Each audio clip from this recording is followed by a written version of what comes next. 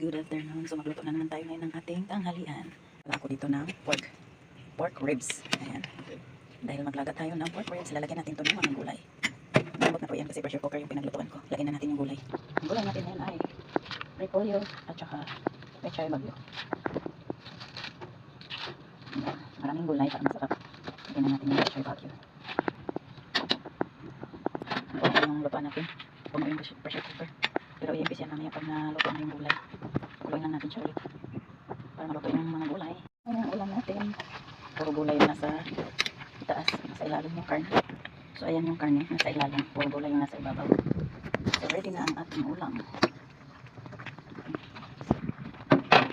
Sobrang lambot na to guys. Ready na ang ating tanghalian. Ready na ang ating tanghalian guys. Hi guys, ito na yung ating ulam, yung pork nilaga. Yan yung ating pagkain. Gulay. Maraming gulay.